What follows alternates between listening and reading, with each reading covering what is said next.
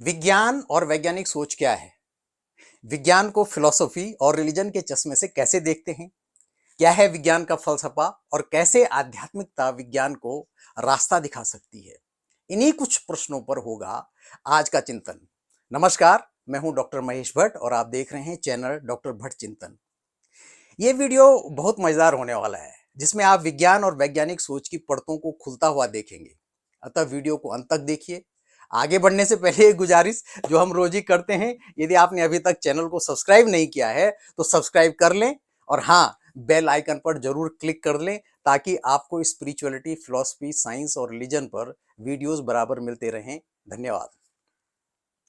तो विज्ञान ज्ञान प्राप्त करने का एक व्यवस्थित, सिस्टमैटिक और संगठित ऑर्गेनाइज्ड दृष्टिकोण है, जिसमें अवलोकन या ऑब्जर्वेशन, प्रयोग या एक्सपेरिमेंटेशन और परीक्षण या टेस्टिंग के माध्यम से परिकल्पनाओं या हाइपोथेसिस के निर्माण और उनकी टेस्टिंग करके प्राकृतिक दुनिया को समझने के लिए थ्योरी या सिद्धांतों को विकसित किया जाता है। विज्ञान एक संचयी या क्यूमुलेटिव प्रयास है। नई खोजें और सिद्धांत मौजूदा ज्ञान के आधार पर नई हाइपोथेसिस और थ्योरीज को विकसित करके नए ज्ञान का निर्माण होता है, जिससे समय के साथ प्राकृतिक दुनिया की गहरी और अधिक व्यापक समझ में उत्तरोत्तर विकास होता जाता है।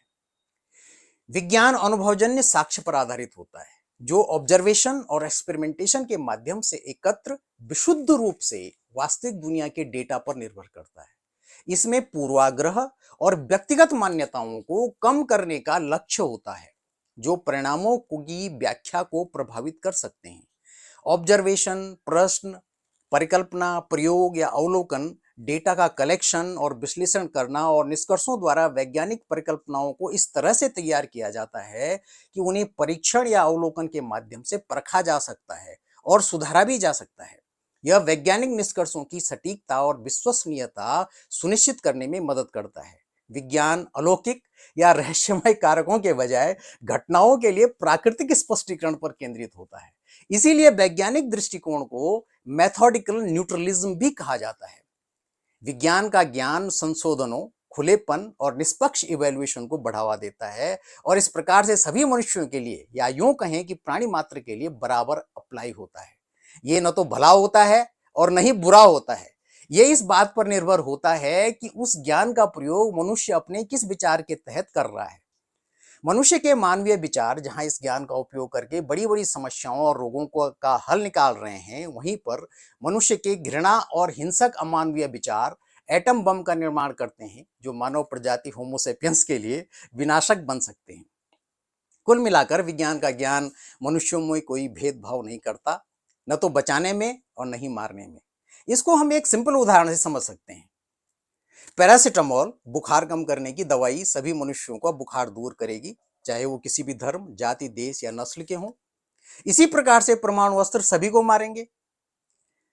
तो वैज्ञानिक तरीके, साइंटिफिक मेथड्स, उन व्यवस्थित दृष्टिकोणों और प्रक्रियाओं को संदर्भित करते हैं जो वैज्ञानिक अनुसंधान का संचालन करने, जानकारी इकट्ठा करने और प्राकृतिक दुनिया के बारे में नए ज्ञान विकसित करने के लिए उपयोग होते हैं।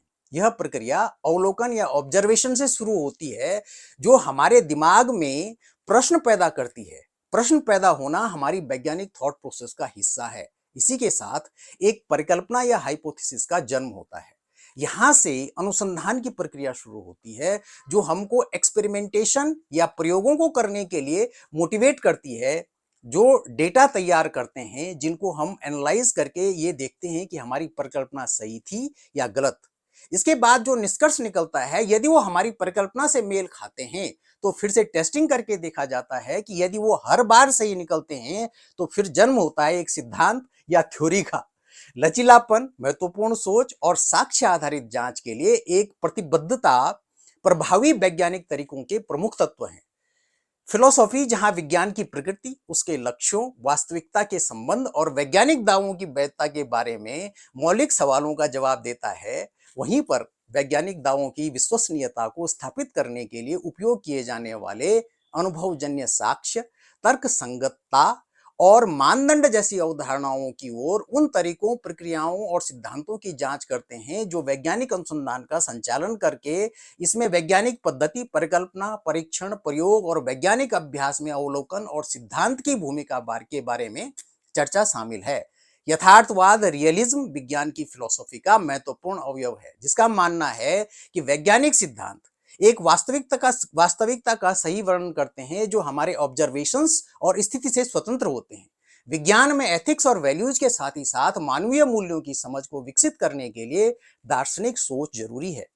धर्मों से और धार्मिक विचारों से विज्ञान के संबंध अक्सर खराब ही रहे हैं, भले ही पिछली सदी में इसमें काफी बदलाव आए हैं और अब ये कटुता कुछ कम हुई है। इसके पीछे दोनों विचारों के मूल में उपस्थित फंडामेंटल हैं, जैसे जहां विज्ञान डेटा और ऑब्जर्वेशन और एक्सपेरिमेंटेशन पर निर्भर होता है, धर्मों में ही ये काम बिलीफ्स और रिलीजियस प्रैक्टिसेस करते हैं जिनमें ऑब्जर्वेशन और एक्सपेरिमेंटेशन की गुंजाइश नहीं होती है। साथ ही साइंटिफिक थ्योरीज को टेस्ट किया और बदला जा सकता है, जबकि रिलीजियस थ्योरीज के साथ ये संभावना कम होती है। यही कारण है कि कॉन्फ्लिक्ट से शुरू हुई विज्ञान और धर्मों की ये टसल, जो इसलिए शुरू हुई क्योंकि विज्ञान ने बहुत सारे धार्मिक विचारों पर प्रश्न खड़े खड़े कर दिए, अब आगे बढ़कर डायलॉग और कहीं कहीं पर इंटीग्रेशन की तरफ भी बढ़ रही है। पर अगर गौर से देखें तो धार्मिक और वैज्ञानिक विचार दो अलग अलग विचार हैं, जिस पर हम पहले भी इस चैनल पर कई वीडियोस में बात कर चुके हैं, आप वहां जाके देख सकते हैं। साइंटिफिक थॉट प्रोसेस मनुष्य की सबसे उन्नत विचार आध्यात्मिक या स्पिरिचुअल थॉट प्रोसेस से ज्यादा मेल खाते हैं। आध्यात्मिक विचार लाइफ में मीनिंग, पर्पज, ट्रांसीडेंस, जिसका मतलब है बियॉन्ड लिमिट्स होता है, ट्रांसीडेंस का मतलब इंटरकनेक्टेडनेस और positive thoughts of humanity and human values से है। ये साइंस और साइंटिफिक थॉट प्रोसेस को कंप्लीमेंट करता है क्योंकि इसकी ओपननेस से सेट बाउंड्रीज के बाहर की सोच और ह्यूमैनिटी और ह्यूमन वैल्यूज की व्यापकता इसको वैज्ञानिकता के साथ बैलेंसिंग थॉट के रूप में अंगीकृत करती है। मशहूर वैज्ञानिक अल्बर्ट आइंस्टाइन ने कहा था, I quote, the most beautiful thing we can experience is the mysterious, it is the source of all true art and science. इसी प्रकार से फेमस फिजिसिस्ट कार्ल सैगन ने एक बार कहा था, I coat, science is not only compatible with spirituality, it is profound source of spirituality, I unquote. विज्ञान अब उन बातों पर भी गौर कर रहा है जो पारंपरिक तौर पर दर्शन या धर्म के विषय रहे हैं, जैसे कि कॉन्शियसनेस और थॉट प्रोसेस। इस पर निकोला टेस्ला का यह कथन कि the day science begins to study non physical phenomena, it will be it will make more progress in one decade that is all the previous centuries of its existence, I unquote। आज के context में सही प्रतीत होता दिखता है। हम ये कह सकते हैं कि विज्ञान सिर्फ एक ज्ञान है, इसका भला या बुरा होना वो मनुष्य के इंटेंशन पर निर्भर करता है कि वो इसको किस मकसद के लिए उपयोग करता है। विज्ञान को बहुत सारे लोग भला बुरा कहते हैं और धार्मिक एरिना में ये कॉमन देखा जाता है, इसको विनाशक तक कहा जाता है। सच तो ये है कि विज्ञान वही करने की ईमानदार कोशिश करता है जो सारे धर्म कहते हैं, वो है सत्य की खोज। लेकिन जहां धर्मों में लोगों को इस धर्म और उस धर्म में बांटा जाता है, वहीं पर विज्ञान का ज्ञान और उसका फल सभी के लिए बिना विभेद किए और बांटे बराबर होता है। विज्ञान के ज्ञान ने मनुष्य को वो सब कुछ दिया जिसकी कल्पना भी कुछ दशकों पहले तक कर पाना मुश्किल था।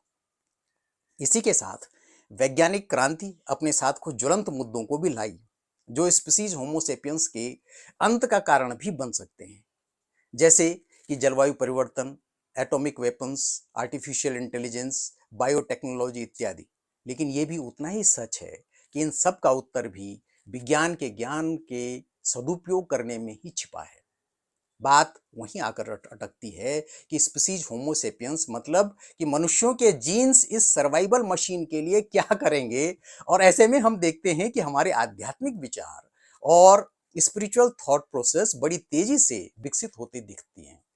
जिस प्रकार से पिछले कुछ दशकों में ये विचार एकदम नए अवतार में उभरा है, जहां वो कंट्रोलिंग, कम्युनिकेटिंग और करेक्टिंग थॉट के रूप में इंसानी दिमाग के विचारों के कॉम्प्लेक्स इकोसिस्टम को दुरुस्त कर सकता है, क्योंकि हमारे विचार ही मनुष्य के रूप में हमारी शक्ति है जो हमको अपने ज्ञान को, चाहे वो विज्ञान हो, दर्शन हो या फिर और किसी प्रकार के ज्ञान, उसको सही से उपयोग करना सिखाते हैं। आज के वीडियो में इतना ही। जाते जाते एक गुजारिश, यदि आपने अभी तक चैनल डॉक्टर भट्ट चिंतन को सब्सक्राइब नहीं किया है तो सब्सक्राइब कर लें और सब्सक्राइब करके बेल आइकन पर क्लिक कर दें, ताकि स्पिरिचुअलिटी, फिलॉसफी, साइंस, रिलीजन और हेल्थ पर साइंटिफिक टेम्परमेंट के साथ वीडियो आपको बराबर मिलते रहें। अपना और अपने स्वास्थ्य का विशेष ख्याल रखें और देखते रहें चैनल डॉक्टर भट्ट चिंतन। धन्यवाद। नमस्कार।